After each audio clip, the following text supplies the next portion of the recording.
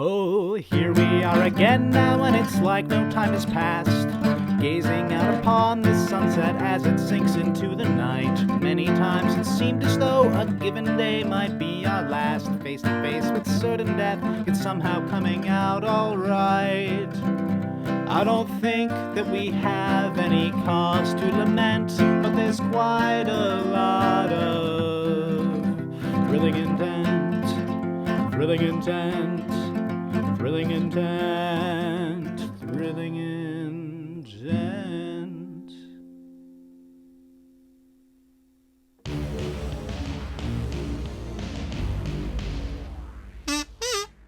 Ashen Knight sits up and somewhat stands up and kind of wanders away, his back turned to you. There is one part of your memory that was most intriguing to me when we were having our lovely little campfire chat. Only one? There I've were done a many, lot of but crazy stuff. You've done many interesting things. But there was one part that stood out to me, one that you had no involvement with, actually. The aftermath of something. He kind of curls his head around his shoulder. A great beast. A magnitude the world has never seen before. Slain by men and steel. Yet there was no merriment, no cheering, no celebration. Only sorrow and fear. Why? Well, we didn't celebrate that much. You can feel the Ashen Knight roll his eyes. I think I know what you're talking about, but I wasn't part of that. I said that. That was the big one. And give him a break. His brain is tired. That is fair. Ventus took care of that mostly, and the senior officers. I wasn't as strong as I am now. Also, it would probably have killed me now, too. But that doesn't strike you as strange. Something of that size, that strength, yet no one says anything about it. We didn't ask many questions either. Everybody seemed in a bad mood, so I didn't press the issue. There were other big monsters, but that one was particularly... I believe there are some more monsters to this story that you're forgetting. The church. Out of curiosity, when did the church begin to spread these lies? Well, it was about a year before all the Outriders died. A little after the big scary thing that you're talking about. Did the church ever have much involvement with the Outriders before this incident? And after? Well, after they led the charge in arresting everyone and executing them. But before that, the church had always been part of Renelin. They were very popular there. But they didn't get involved with us very much. You don't think that's strange? No. An entity that does not even look your direction, yet suddenly they despise you. The church is just kind of evil like that, right? Oh, super, yes. I keep telling people they can't be trusted. Believe me, Oh, no. there is some comfort to me knowing that they are in line of this castle's trajectory. Now, to be completely fair to parties that aren't here, I'm no fan of the church myself. However, most entities, especially ones as large as a church, don't act without reason or for a gain. The reason can't be that they're just evil? Not usually. It is not as black and white as that. For example, the church here in Freeark, not so evil. It actually gives a lot of the people hope in the bleak surroundings that we find ourselves in. I'm not a fan myself. However, I do recognize the purpose of having something like that in your life if you're not willing to look into the void. Are you sure we're talking about the same church? Yeah, same church. Ashen Knight just looks over at Harlock and kind of nods. See? Ashen Knight agrees. I realize it seems strange coming from me. When my perspective boils down to, there are men and there are monsters. And that's all. However, I have a basis for that. Monsters take. a man gives. I do my best to learn about everyone that I encounter, to see precisely what makes them tick, makes them do what they do. And from there, I decide if they are man or beast. The church, for some reason, decided the Outriders were beasts. Yet you were a part of the Outriders, and you would decline such an accusation, I presume. Of course. He's also not dead. Just a thought. Yes, an astute observation. So it begs the question. If you gave so much to protect the people, why did the church feel that you had taken something? And what did you take? So you're saying that it's not just because they're evil. Wait a second. If you can look into me and just tell my motivations, what if I brought you someone from the church? Could you look into them and see what's going on with them? Asher Knight cups his chin. Most likely. And as stated before, while I can see your memories, I do not know specifics or details. But I can get a general idea. And I presume it would have to be someone with that who was there. The church is a long-reaching organization. I'm sure there's plenty of people who had nothing to do with anything. Indeed. It'd need to be a higher up. That's me, Harlock, atheist defender of the church. Harlock, you introspect for a second. You'd feel something, but you, as stated earlier, do not have a heart. So you think there's more to it. You think that they had a reason to think that we were monsters, I think. It is merely a guess. The church has been around even when I was mortal. When I had flesh. Really? I did not like them then. Oh, yes. Well, that's a lot longer than I thought. I just thought they were, there in Renelin, and they started spreading out. That's a little more sinister, huh? It may have gone by a different name at the time, but the principles are the same. Oh, yeah. There used to be other religions and churches in Renelin. That's what they said. But then it was just the one. That was way before I was born. Makes you wonder what happened to the rest. Ashen Knight kind of deflates. That's why they're called the church. They're just the one. It wouldn't make sense if there were others, right? It's more organized that way. Yeah.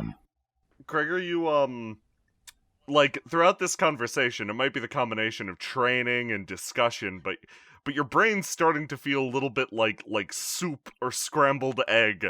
Like maybe something that was keeping you going, or some aspect of the dam that makes up your psyche might have come at least a little bit loose, and you feel almost a building, you're not sure what emotion it is, but it is definitely building up in your chest.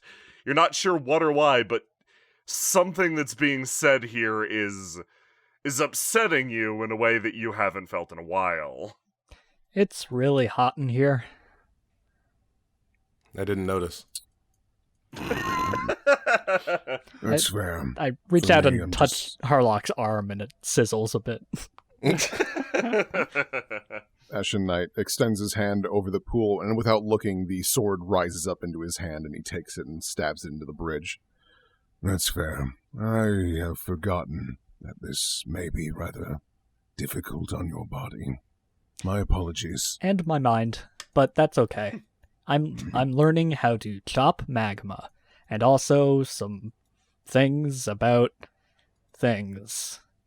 I don't feel so good. No.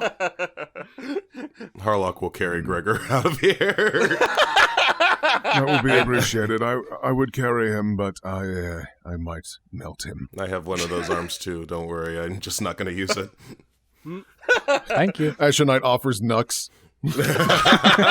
Clank. you guys clang off of each other, and there is an actual visible, like, heat distortion on a hot day around your mutual metal arms. And with that, you all exit the lava room, a room that you did not have the pleasure of discovering on your journey through the castle. This time. This time that you now have the displeasure of exiting, as the only method of leaving this room is through a trapdoor in the ceiling, which Harlock does navigate out of rather quickly. You hit the fresh air and just Fresh haunted castle air. yeah, Gregor, with that fresh breath, you feel that same sense of calm return to your body and a certain degree of clarity, but not all of it feels like you stirred up so much inside your mind. Not all of it is resting exactly in the same way it did before. But that's a problem for later. You're probably gonna pass out right now. Got any more room on that rug? You can pass out on my lap. You can sleep. So, at the same time that Gregor's training down in the lava room, and I do mean down in the lava room, he and the Ashen Knight literally disappeared into a trapdoor on yon far side of room. Marcus has taken it to himself to sort of sit down and finally get some grub, because you've been looking around the castle for a while and you're going a little crazy eating whatever leftovers they had in the break room. So, you wandered from room to room, conquering them all with ease, until you eventually found a card labeled the dinner room. You also saw the pizza room. You briefly considered it for a second, but decided to save that for when your friends are around. So A man can only eat so much pizza by himself. That is factually incorrect, but I'll buy it. So, you headed into the dinner room to see exactly what was available, and for a moment, you dealt with a few spectral guests who all demanded various foodstuffs, played waiter in an almost nostalgic way, shuffled them off to the afterlife, and then sat down yourself for some food, with whatever was left over, various mysterious substances being the only things that remain. The ghosts didn't actually eat much. Time to make my own leftovers. As you sit down on the far side of the room from the door through which you entered, you hear it slowly creak open, something that's honestly kind of unusual in Castle Crowhenge. You're used to these doors only opening when you beckon them open, or when an adventurer does, and coincidentally, an adventurer does open this one. Oh. Slowly the door creaks open and a diminutive figure scrunches through. Oh, it's you. How did you find me? Literally, I just followed the doors. Points behind her. Right, like, yeah. you're opening doors behind you. Okay, that's a good point that I hadn't really considered. Okay, if we're gonna be doing this like dinner date style, I'm let me just scrunkle under the table here, and I want my back to the wall. It kind of helps with authority. Yeah? Please, okay. draw up a chair. She sits down diagonally from you. No. Sit on that chair. Your mind begins to work in overdrive. You're not used to a dinner date scenario in which you sit diagonal from the other person. I attempt to kick the table into a diagonal configuration. You're used to this. Every single instinct, every last bit of diplomacy has prepared you for this moment. You kick the table over and re-angle it slightly. She lets out a fucking noise as you do so. What? Shh, don't Why? worry. This is just part of dinner as a meal. She looks down at her not dinner, like looks back at you, like shakes her head a few times. Oh, okay, yeah, that's fine, whatever. Please help yourself to any of the food that we have around. Have you considered the semi-sentient mass of vegetables in the southeast corner?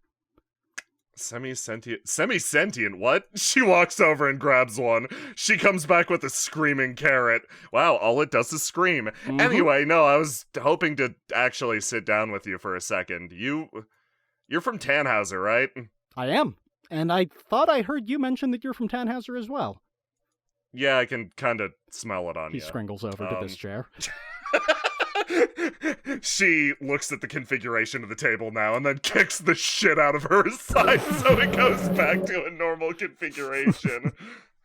Yeah, she looks down. Been meaning to ask about that. You got family there? Technically, yes. Yes, Family I you do. care about? I mean, I'm not jumping at the chance to go home and visit them, but that doesn't mean that I don't care about them. Of course I care about them. Okay, yeah, that's right. Looks back down, picks at her screaming carrot. Look, can you let a man have father issues in peace? her brow screws up. Listen, fine. You do you. That's Yeah, no, sorry, I got a little unnecessarily defensive there. You kind of rushed into my spooky dinner room asking me unnecessarily pointed questions about the homeland I fled many years ago. I hope you understand if I got a little standoffish. Yeah, I get it. She raises a pointed hand. Tannhauser isn't a place I'm particularly fond of. That's the place that I was made. Kind of taps herself. That's a concerning way to say that. Shrugs. ASMR chimera experiments. Fuck. Pokes herself in the side of the cheek. Yeah, no, I'm sorry. That's not something that sounds like a fair sort of origin. Yeah, Nahal starts sort of kicking her weird hooved feet. Honestly, it's not too bad.